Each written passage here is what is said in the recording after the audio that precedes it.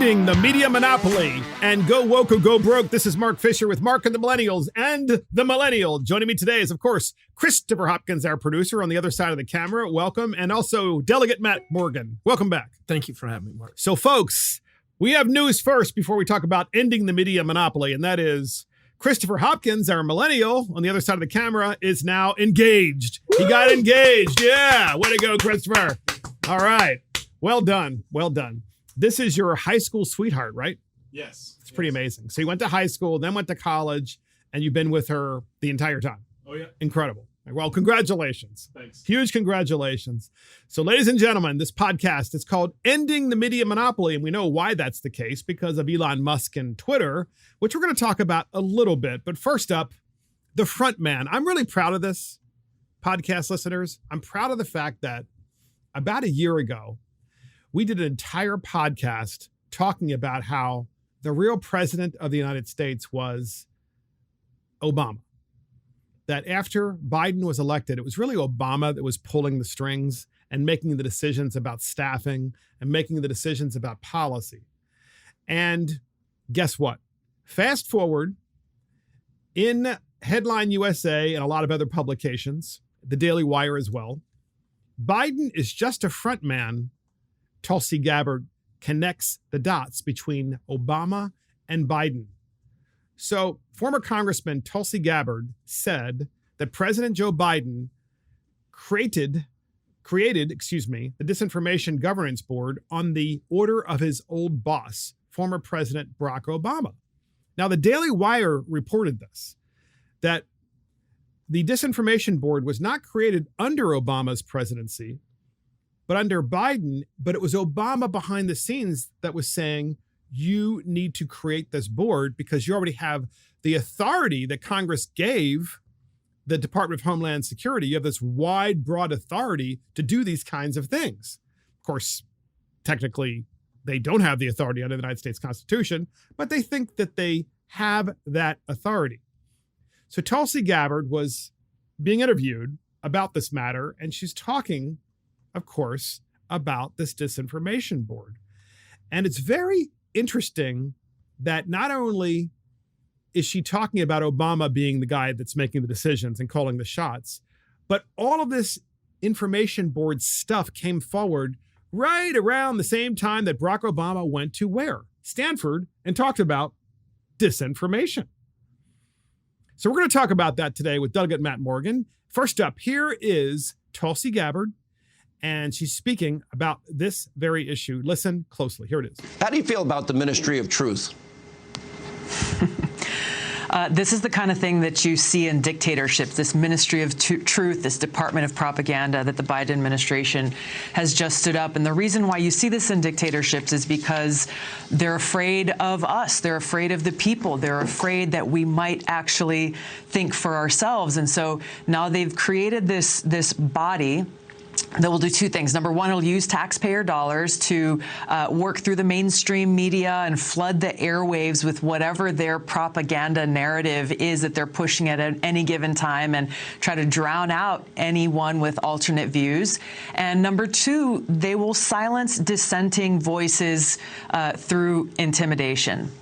Right, I think the thing to recognize with this, just real quick, is that this isn't something new. This is something that they have already been doing that's happening right now. The only difference is they're formalizing it, making it official, which if there's a silver lining in this, it is they're revealing exactly who they are and why they're doing it, what they're trying to accomplish. And it allows us, the American people, to stand up and say, hey, you know what? We're not going to let you get away with this crap. We will take a stand. We will reject it. And we will throw out of office those who are continuing to push and propagate this undemocratic anti-free speech mission. So, Matt Morgan, that is Tulsi Gabbard, a Democrat, like the last Democrat left that believes in free speech, apparently. Yeah. Yeah, Tulsi doesn't seem to be going down the woke path as much as some of her colleagues have. Maybe that's the reason why she's actually on Sean Hannity and not on Rachel Maddow or something like that. But yeah, this is absolutely some scary stuff. Because look, this is the same government that was willing to label parents just a few months ago as domestic terrorists for speaking up at your school board meetings. So I'm trying to think, what is this new Disinformation Board Like what is their limitations? The Disinformation Board, I think, well, of course, you would think that such a board couldn't be created to begin with because of the First Amendment. And the answer is yes, a board such as this that's run and controlled by the federal government can't be put together because of the First Amendment, but they're doing it anyway. And what I think is interesting about this, and this is what you haven't heard, podcast listeners, I think from other media outlets, and that is, Matt, that as you have Musk, which we're going to deal with in a minute. I don't want to talk about Musk too much now because we have a whole segment on that, this podcast.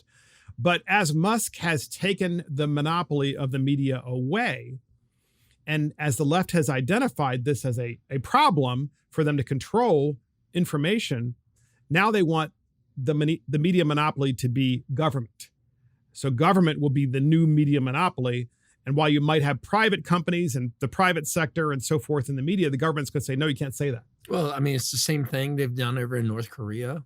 I mean, Soviet Union, Russia. It's gone so China. well there. Yeah. I mean, and that's the model that they're copying at this point. I mean, this is some scary stuff where you're going down a path of socialism, dictatorships, where free speech is now, because everyone's triggered by it, they can't handle the truth. And so they are taking it upon themselves. So here's what's interesting about this, Matt, and podcast listeners, is this is far more serious than I think that the everyday American who's so busy trying to afford gasoline and electricity and food actually realizes. So while you're being beaten down by government's ugly policies that are causing inflation, you now have government in the back room trying to silence you from ever complaining about those policies.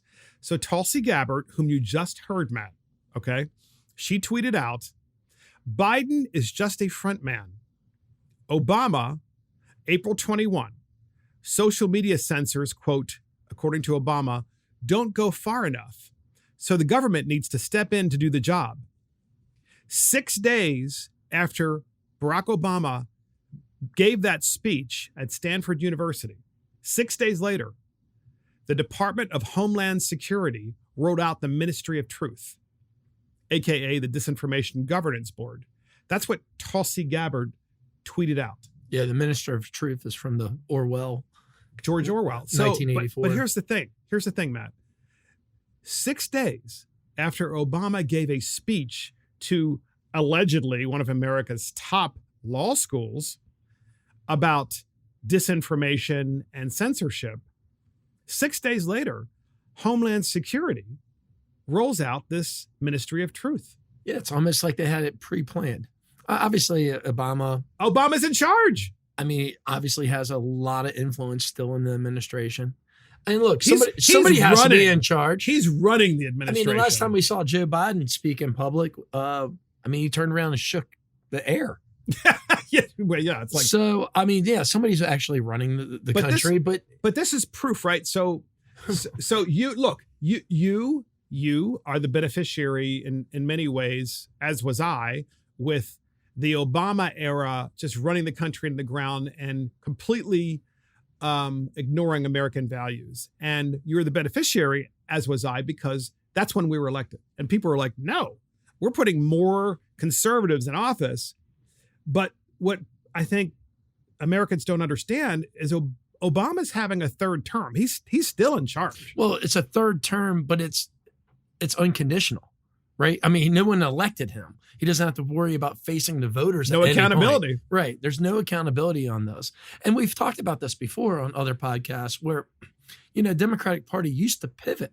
They used to listen to the people and they would pivot. And they did that in 94 when Bill Clinton took a shellacking.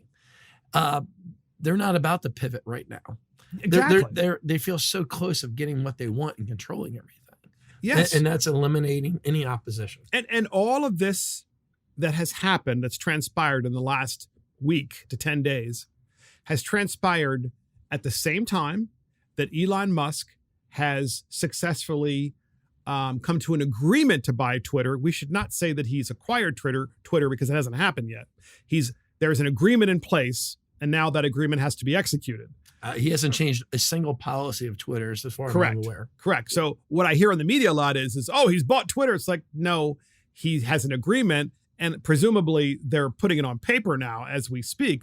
But these policies of a disinformation board, which is the Ministry of Truth, and Obama talking at Stanford, and then Tulsi Gabbard exposing them, this all happened when two things occurred. First, the media monopoly was going to be broken by Elon Musk by buying Twitter, or agreeing to buy Twitter. And second, Trump officially makes his first post on Truth Social.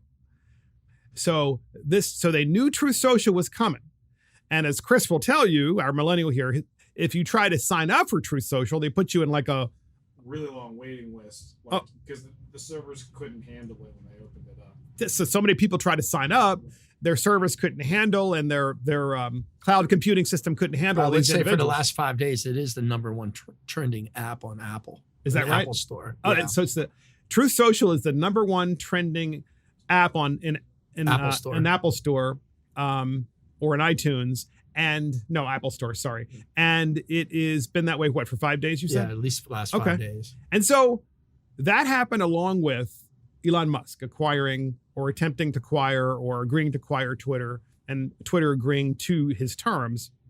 And then simultaneously, Barack Obama decides that we need to stop all of this from happening so that we can tell these independent entities that they can't post or allow to be posted things that are in any way contravailing to the conventional wisdom of the Democrat Party. Well, it's unbelievable, scary stuff, because if you go back to the Obama administration, when there was some check and balances, right, he did have to face the voters. He had at least a press corps that would come and question him every so often.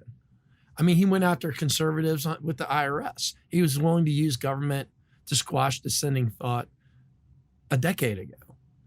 And now this is really, really troublesome, because the Ministry of Truth, if they disagree with it, and you've seen what they did to other people in the Trump administration, like Paul Manafort, where they just come out and destroy people. So I have something interesting to add to this about Obama and how Obama's pulling the strings.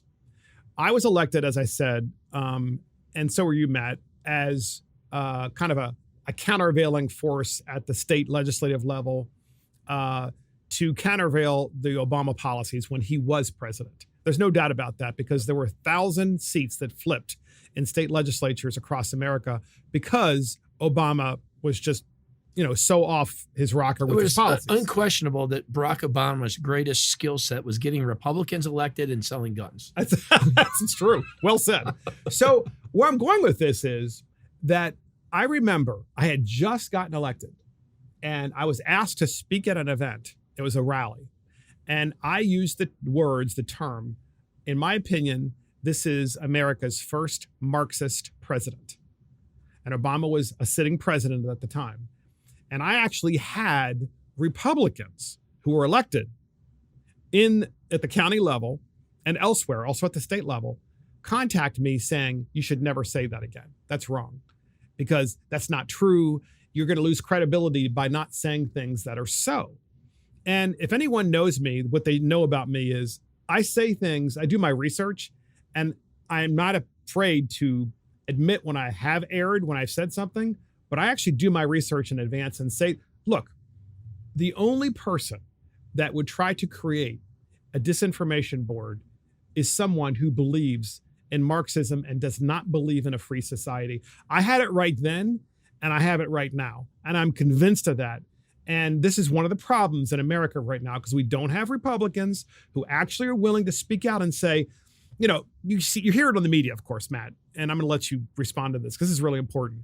We hear it in the media, you hear the media go, oh, this is, it's against the First Amendment, whatever. Folks, do you understand how serious this is? This is so serious what the government is trying to do, that it actually is a justification for going to the federal government in Washington, D.C., to the actual elected officials or to Homeland Security, and basically saying to them, you need to shut this place down right now.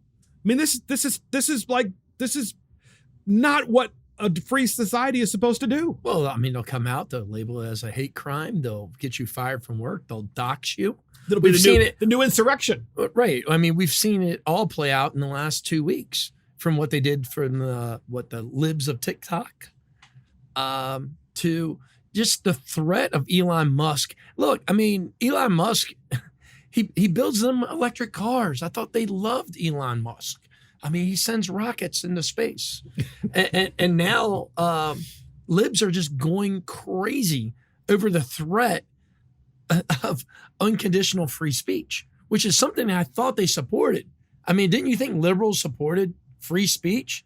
But the leftists that are in control right now do not. They're deeming this as a threat. And they're going to destroy it. The podcast listeners need to know that the consequences of the speech lockdown that has occurred with big tech, and that has been occurring now for a number of years. Since Trump left office, there's been a speech lockdown. And that speech lockdown has had real consequences to the American people, namely and primarily in American cities, where if you don't have the means to protect yourself or to move to a better community, you're just living the worst life you can possibly imagine because of the whole cancel the police nonsense. If we didn't have media lockdowns, this information would be on the front page of every single news outlet again and again and again, and it would not be algorithmed out or filtered out on social media. But it would be bad for the majority party. Yes. Democrats control the White House, both houses in Congress. Yes. It would be bad for them. So, I mean, look, I always think it's interesting that people like, you and me that have made a good little niche by, answering hard questions and talking in front of audiences Explaining that might ourselves. not disagree with you. Yes. And then you have another party, they like to handle opposition by just completely shutting it down. Well said. And maybe even throwing it in jail. Because, look, when Homeland Security, I'm not aware of any other agency that has more rounds of ammunition than Homeland Security. About 10 years ago, they went on a buying spree and have billions of rounds of ammunition. What they planned on doing it, why they needed it, nobody knows. And there is exactly. And there is a lot of thought along this line that one of the reasons Homeland Security bought this equipment, if you will, and bullets and more guns is to keep the average American from buying them and to run up the price, potentially. I don't know, podcast listeners, and I also want to make really clear to podcast listeners and, of course, to our friends in the federal government, that Delegate Morgan and I are not suggesting that people should go and with pitchforks and try to burn down things and break into things. We're not suggesting the that. Democrats do that. That's exactly what the Democrats do. So I'm not suggesting that at all. What I am suggesting is that these policies and the idea that the Constitution of the United States, its most fundamental tenets, are being violated in real time in front of our eyes, that those things that the Democrats are doing, particularly Barack Obama is doing, will cause and foment civil unrest. So Obama is literally fomenting civil unrest. And these are the same people that are going to say, oh, well, Mark and Matt, what you're doing is you're saying that people should go to Washington and protest and vote people out and so forth. And this is why this is all so dangerous. It's coming to a head, and the head that it's coming to is extremely dangerous because really the only solution, by the way, podcast listeners, when a government has an information lockdown, Matt, the only solution is what? You've got to change the government. And whether it's the right way or the wrong way, unfortunately, the Democrats don't understand what they're doing. They don't believe in the Constitution of the United States anymore. They've decided it doesn't matter. Well, there's one thing that's always consistent with Democrats. They're always going to accuse you of doing what they really want to do. Because they think that you're a bad person because they're bad people. Exactly. And look, I'm talking really about the elected officials up there, especially the leadership, Nancy Pelosi, Steny Hoyer, Barack Obama, the people really pulling the strings. And it's interesting that ever since Trump was elected, it was like, well, he's not going to leave the presidency. He's going to stay there. He thinks he's a dictator. No, they think of themselves as dictators. And they're willing to push this agenda on everyone. I mean, this is really unbelievable, scary stuff that we're seeing in this country. And I never thought it would ever come to this in my lifetime. Likewise. But the interesting thing is because I was elected a little bit before you, not much, just one term before. And my fear was with Obama, as I said before, and we have to keep going back to this podcast, listeners. We have Barack Obama in charge of the government apparatus of the United States of America. And this is a very bad individual. This has nothing to do with the way he looks. This has to do with fundamentally who he is. He does not believe in the American experience, and he never really has. He just believes in pure, raw political power. And we're at the point now where there is a tipping point, and perhaps that tipping point is positive. Namely, as we've called this podcast, the media's monopoly is ending, only to be picked up, unfortunately, by an attempt by the federal government to create a new monopoly. But earlier you mentioned about the Republican colleagues that didn't like you calling Barack Obama a Marxist. A Marxist, yes. I tell you what, and there's a lot of Republicans out there. They want to blame them. They always want to blame their own party, their own constituents before the other side and take responsibility. Yes, we know who they are. Yeah, we refer to them as rhinos because there's a lot of them out there. Yes, Republican in name only. Mm-hmm.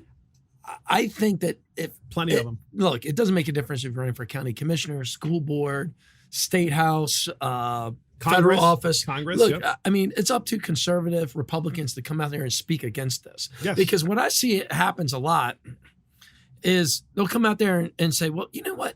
Mark Fisher, that guy is very divisive. You're very divisive. And look, they're the ones trying to set the agenda. They're the ones trying to push, gender identity onto our children. They're the ones setting up a Ministry of Truth board.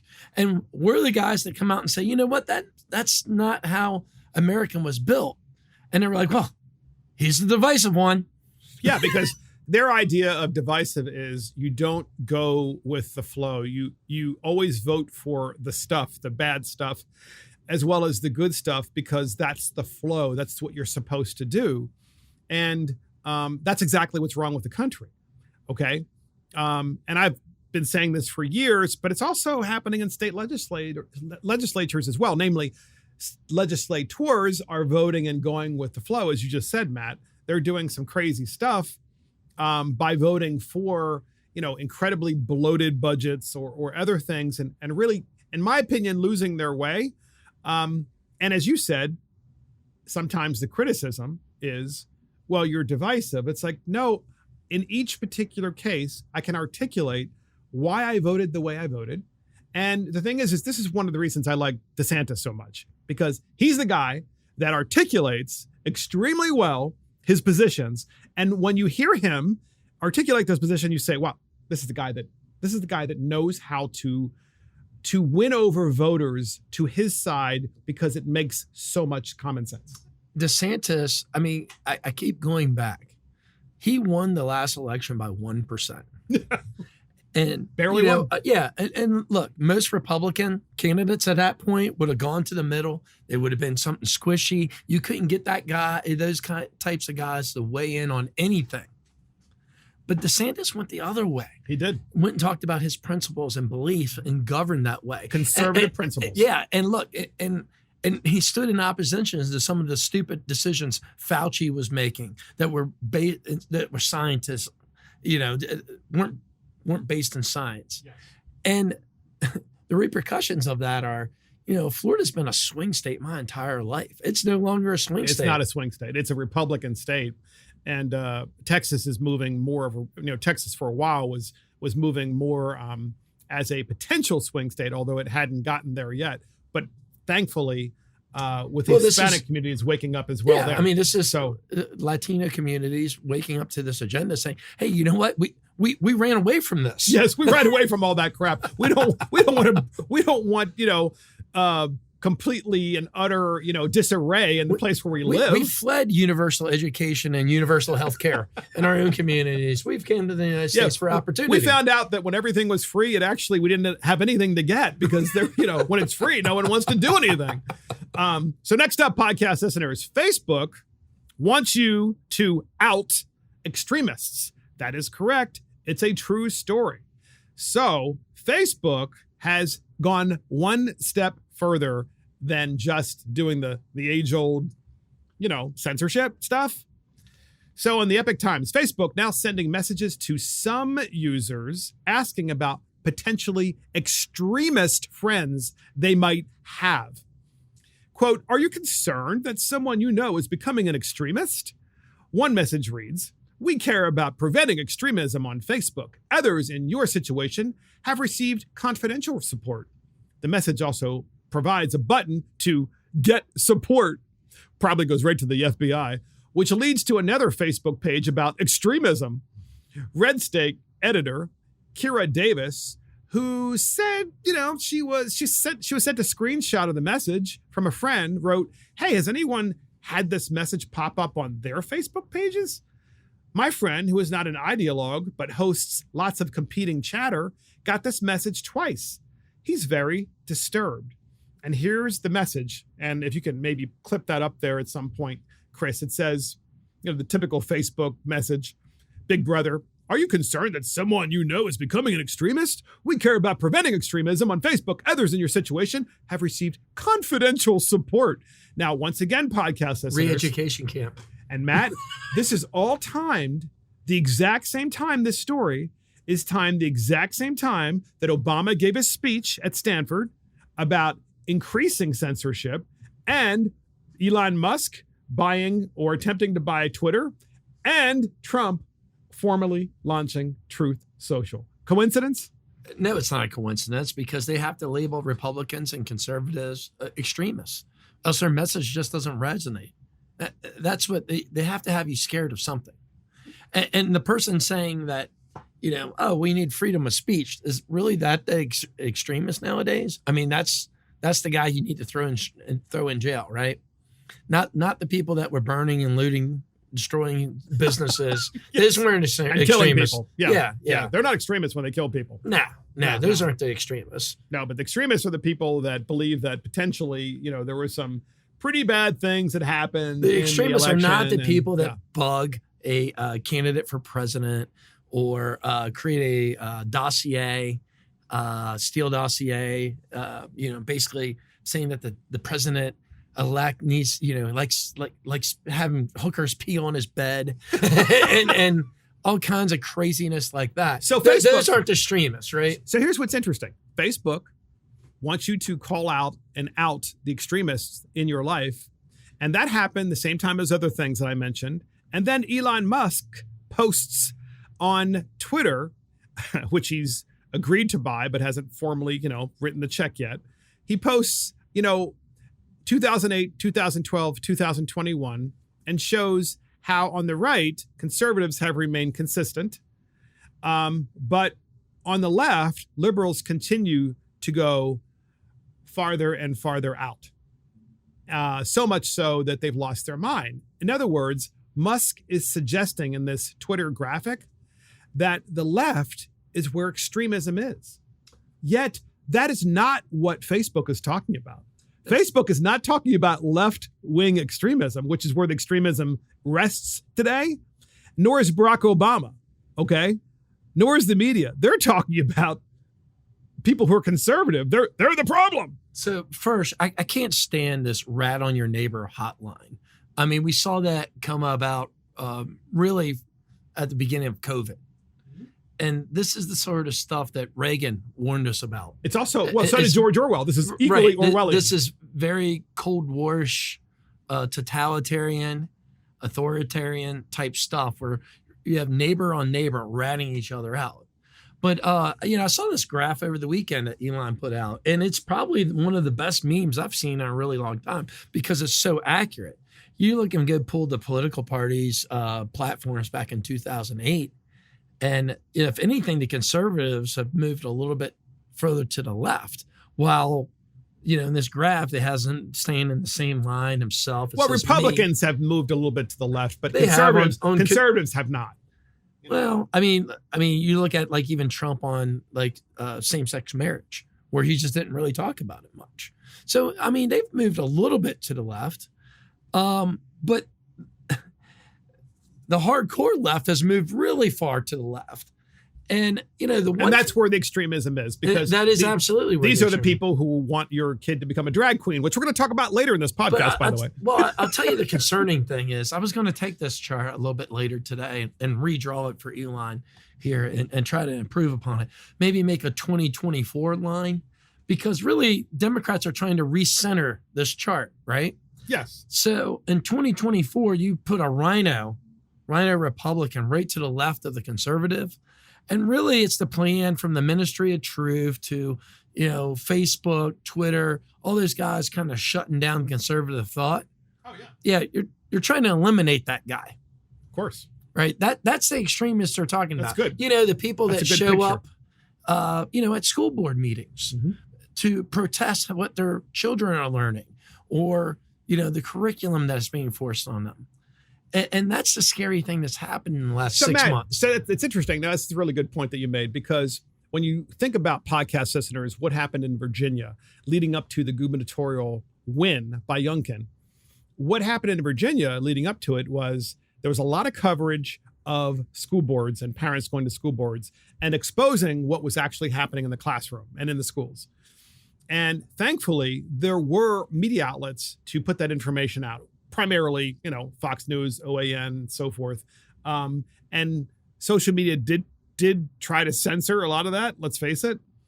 But moving forward, you're right. I mean, the government is going to try to stop any of that information from getting out so that you really don't know what's happening. Well, think about the Virginia case real quick. Let's go back and remember where we were last summer.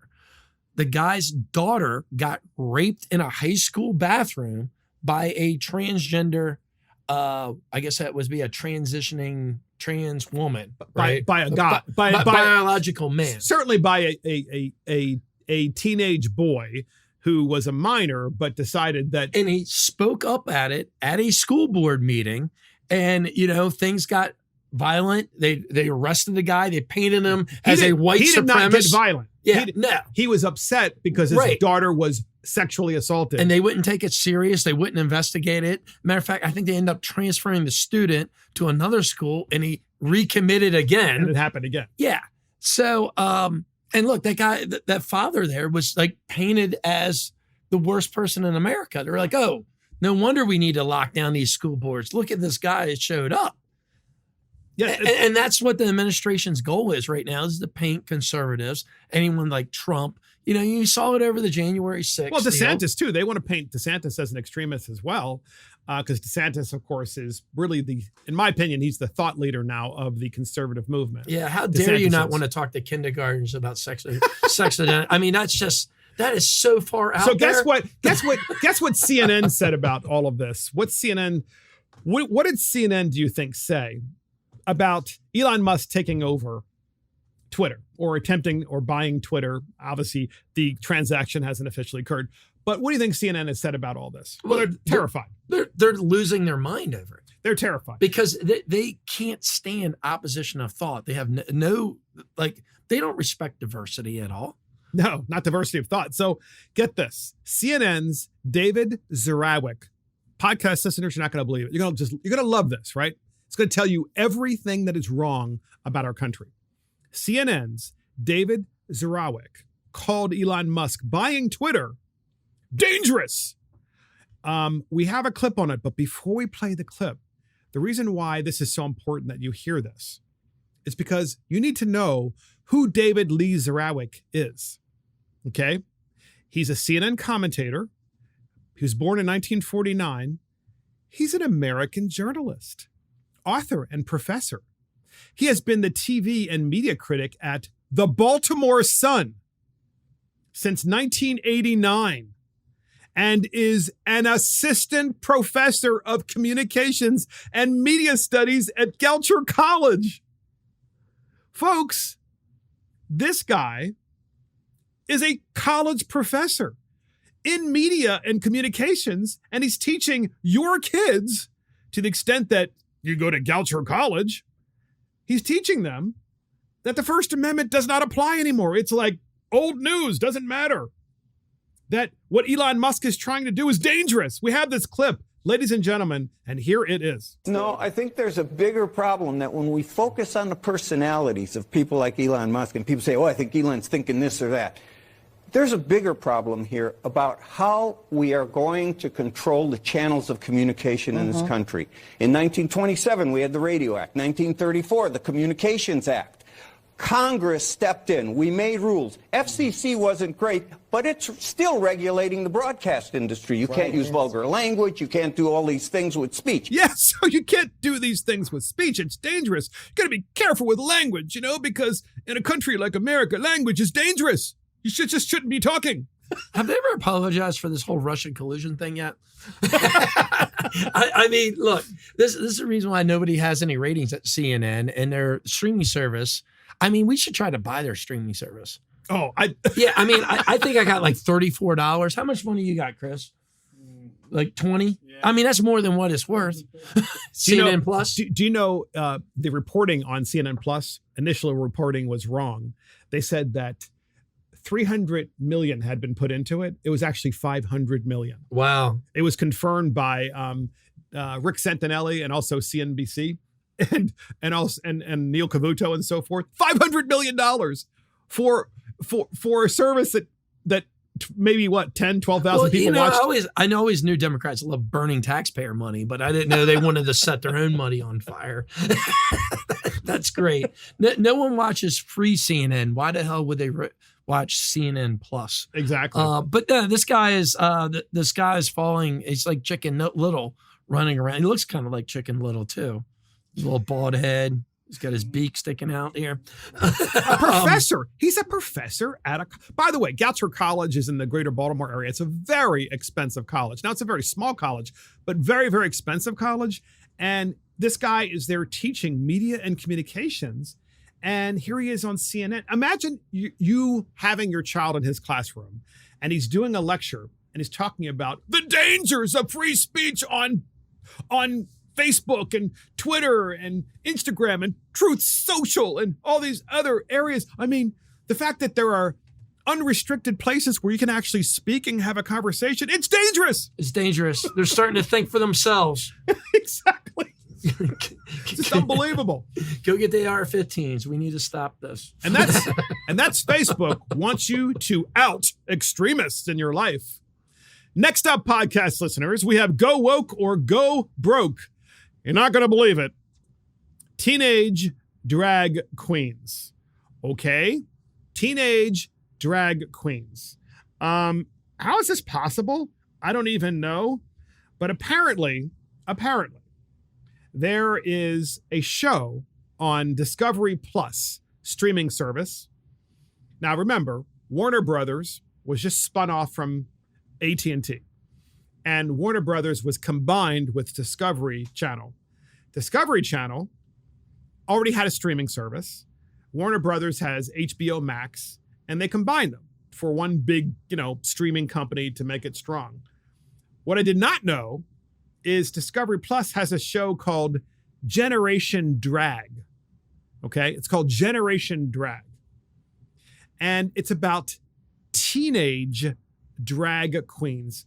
Like the one kid looks to me like if he's 11 or 12, I'd be shocked. So I'm not even sure the word teenage applies because clearly we know what they're really up to. Folks, we have a clip from Discovery Plus's Generation Drag.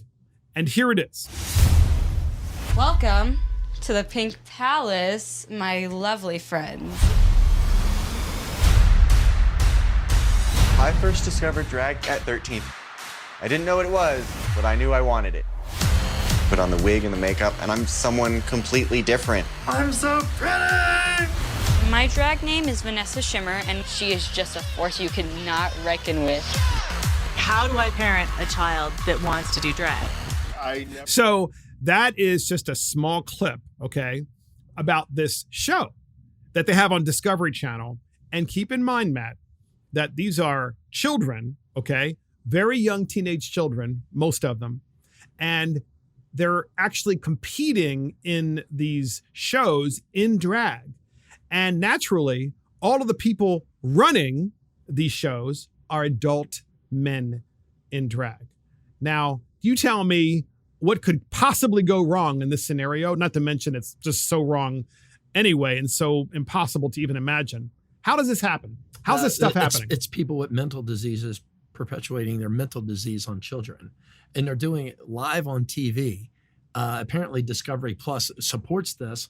What is David Zerkowicz opinion of this? Is this dangerous? Oh, no. I mean, it's dangerous if you criticize it. I'm sure that's what they think. It's only, so the people criticizing it, that's the real problem. Oh, of course. Yeah. Man, it's David Zerkowicz, or however you say it, Zerkowicz. You're right. He's probably there from CNN Plus and from Goucher College saying, oh, you can't This is a criticize good that. thing. It's a good thing. Yeah. We want children in drag. So my other thing is like, they also show the parents of these children. So the children are showing up at breakfast, at lunch, dinner, what have you, partially made up in drag. And by the way, it's like mostly boys, but some girls as well. And you hear them, and the first thing you say to yourself is they've been indoctrinated somewhere, probably public schools or social media. They've been indoctrinated. And so how do we fix this? I mean, how do we Well, I mean, and what about the parents? You tackle it like any other mental disease. I mean, you need therapy, and you need people to tell you the truth on this. And it's just hard for me to reconcile. We don't treat other mental diseases like this. I mean, if someone had bulimia, you wouldn't be like, it's okay. Go ahead and eat that. We're going to throw it up later. I mean, they wouldn't treat that this way. And it's just mind blowing that in this trailer, you see parents really encouraging it. They're encouraging it. And I think it. it's because it's become so fashionable. The parents are encouraging it. In one case, they had a father. It's like the kid comes down and the father takes the wig off of his son and puts the wig on like, oh, see, how do I look too?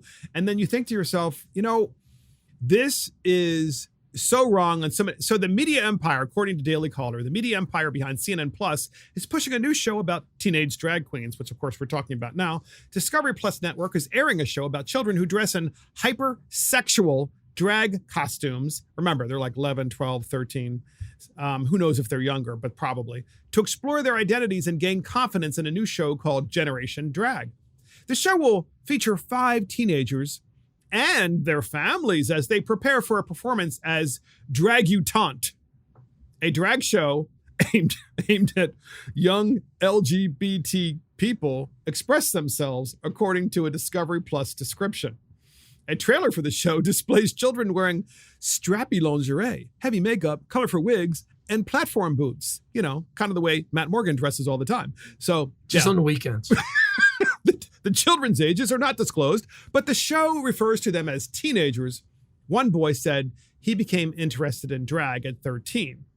And of course, I'm pretty sure that the purpose of this show, other than grooming, of course, which is illegal, is they're trying to, of course, encourage other children at even younger and younger and younger ages because of the sick people involved in this movement. Yeah, I mean, I don't think they're telling the truth about any of this. The committee I serve on in Annapolis, the Health and Government Operations Committee, we had a report that showed that transgender people had 82% thought about suicide at some point.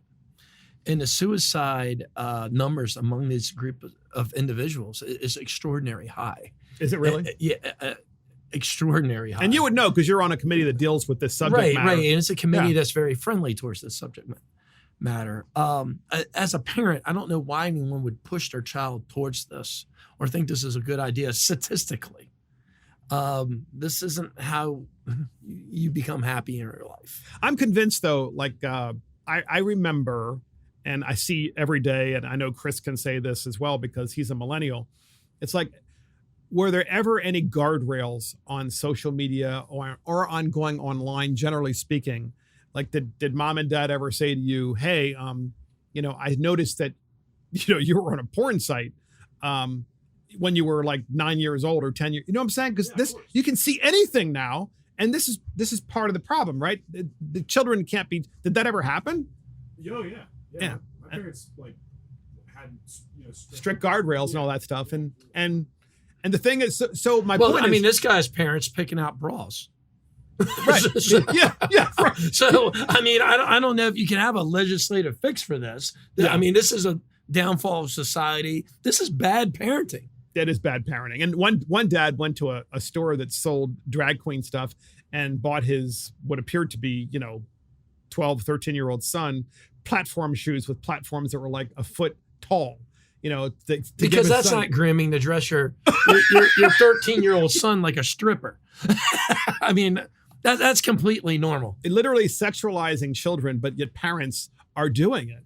And I guess my point is, well, they're sexualizing children, and now they're putting it on TV for even more people to, yes. And my point about asking Chris about this is like, you can be one of those parents who you send your kid to private school, like a religious school. You think you're doing all the right things, but because you're so busy in your own life, you don't pay attention, or you forget to pay attention, or you fail to pay attention to what they're seeing online. And before you know it, they're 10 years old and there isn't anything they haven't seen. I mean, they've seen it all. And that's so destructive to an individual's childhood. It is very destructive, because I think we should be trying as a society to keep our children for as long as possible. Absolutely. Because look, life is hard enough, and with them having to deal with, especially this over-sexualization that's being pushed through our schools, through our media. And guess what? But I don't give these parents, I don't give them the benefit of the doubt. If you knew your kid was into this at 12 and now he's this way at 13, you're failing up. Yeah, that's a fact. So you brought something up, Matt, that this is happening in the public schools, which of course it is. So is the indoctrination and so forth. And it's happening at an earlier and earlier times, which of course is wrong. And I think it's grooming, and people should be arrested for doing it. I really do believe that, by the way. So as a result, there was a poll that was taken, and parents of children who have children under 18 years of age, okay? You have children under 18 are almost twice as likely this year to vote Republican as Democrat. I mean, this is going to spell disaster, because remember, the thought process was that Trump lost the election because of suburban moms. And certainly, I think that there is a lot of truth to suburban moms. Okay, I just want to say this for the record. A lot of suburban moms swung away from Trump. They didn't like his demeanor, okay? Well, guess what? They not only have they swung back to the Republican Party, but greater than ever before.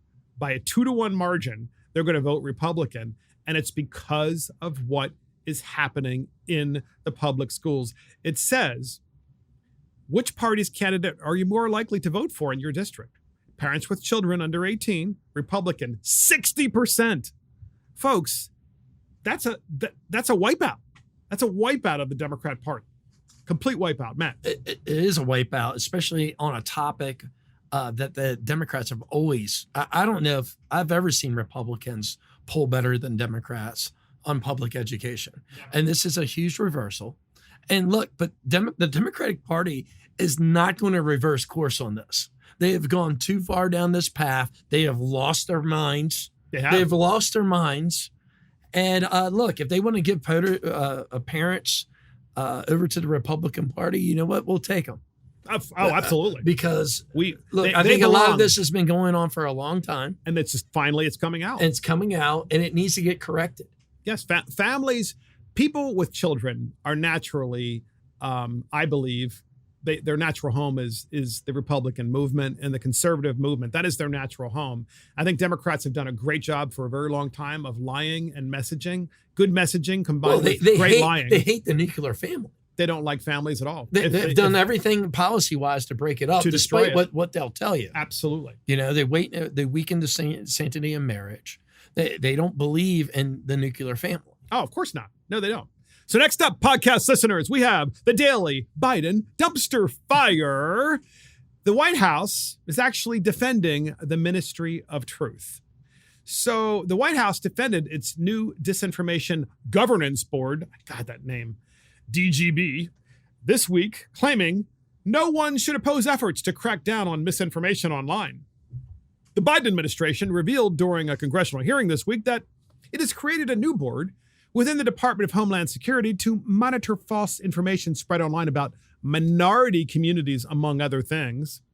The board immediately came under criticism, especially after the White House revealed that the leftist activist Nina Jankowicz, who denied the legitimacy of the Hunter Biden laptop, by the way, and advocated for COVID-19 lockdowns, is now in charge of that agency. So, as you can imagine, the White House press corps wanted to ask Joe Biden questions about this, but Joe was sleepy and, his Alzheimer's medication hadn't kicked in. So they asked Jen Psaki. And so this daily Biden dumpster fire is actually going to be Jen Psaki because she's now the voice of Barack Obama. Of Joe Biden. We have the clip on her response to this Disinformation Board, and here it is. She had previously called the Hunter Biden laptop a Trump campaign product, seeming to discredit its validity or validity of reporting surrounding that. How can you assuage concerns of people who are looking at this person who's been appointed to this position and wondering if she's going to be able to accurately judge misinformation now that a lot of that reporting has been proven to be factual in some ways? Well, I don't have any comments on the laptop, but what I can tell you is that it sounds like the objective of the board is to prevent disinformation and misinformation from traveling around the country in a range of communities. I'm not sure who opposes that effort. Who would oppose the effort by the government? Can they tell us how many genders there are? I mean, for their first act as disinformation. Exactly. I just want to know how many genders. You cannot say that there are only 2 genders. So you had a really good point. Chris Hopkins, our producer and millennial, had a really good point. And what was it about this? Basically, how can the government control disinformation online? They're essentially saying that they already have control. These are all private. Well, and that's a great point, Chris. So let's repeat that first, though. Yeah. So Chris said that the government they created this disinformation agency in Homeland Security. So what the government is saying is that we already have the ability to control disinformation because, we have the infrastructure to just block it or to algorithm it out or to shadow ban it or whatever the case may be. And then the rest of your point was? So, how are they doing that? If these are all private companies or media platforms or whatever, what does the government how does the government have the ability to monitor or in the private sector? Right. Exactly. Yeah, they must have the tools to do that already. Exactly. So, Matt? Coercion. Well, honestly, that was a really good point by Chris. Because, look, for so long, our colleagues, a lot of them are like, well, you can't regulate Facebook. That is a private company. So the same people that believe that you can force a Christian baker to bake a gay wedding cake are the same ones telling you can't regulate Facebook, you can't regulate Twitter exactly. because they're private businesses. And now they're basically admitting that they can. They're setting up a board with the express purpose to do that. To do just that. So you know what? We have that Obama clip, right? I would love to play that now as well. We can play it earlier too, but we have a clip of Barack Obama speaking at Stanford University Law Center about how it's so necessary to clamp down and make sure that more information is not out there and basically censor. And this is the former president of the United States, who, of course, is the current president of the United States. He's just not living in the White House. He's definitely in charge, talking about this very matter. Here it is. Now, the good news is that almost all the big tech platforms now acknowledge some responsibility for content on their platforms, and they're investing in large teams of people to monitor it. Given the sheer volume of content, this strategy can feel like a game of whack-a-mole. Still, in talking to people at these companies, I believe they are sincere in trying to limit content that engages in hate speech, encourages violence, or poses a threat to public safety. They genuinely are concerned about it. They want to do something about it. But while content moderation can limit the distribution of clearly dangerous content, it doesn't go far enough. It doesn't go far enough. Since when did any president of the United States of America say, It doesn't go far enough to stop people from speaking.